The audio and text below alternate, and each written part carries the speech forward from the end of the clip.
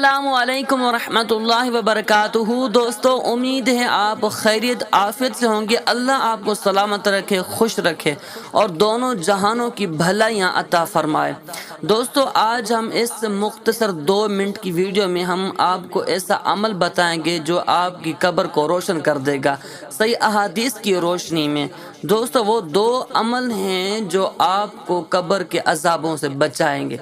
تو دوستو، اس موضوع کو ہم بیان کرنے سے پہلے عرض ہے کہ درس دین بائے گلزار علی یوٹیوب چینل اور فیس بک پیج کو فالو کریں اور یوٹیوب چینل کو سبسکرائب کر دیں۔ تو دوستو، آتے ہیں ہم اپنے آج موضوع کی طرف۔ سنن ابن ماجہ حدیث نمبر 348 ہے۔ حضرت ابن عباس سے روایت ہے، نبی کریم صلی اللہ علیہ وآلہ وسلم نے فرمایا کہ پیشاب کے چینٹوں سے بچو۔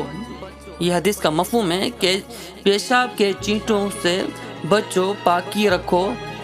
یہ زیادہ تر عذاب ان پیشاب کی چینٹوں کی وجہ سے ہوتا ہے، تو اس سے بچو۔ اور دوسرا عمل ترمذی کی حدیث پاک ہے 413۔ نبی کریم صلی اللہ علیہ وسلم نے فرمایا، سب سے پہلا جو سوال ہے نماز کا ہوگا، حساب پہلا۔ تو سب سے پہلا حساب کس چیز کا ہوگا؟ نماز کا ہوگا۔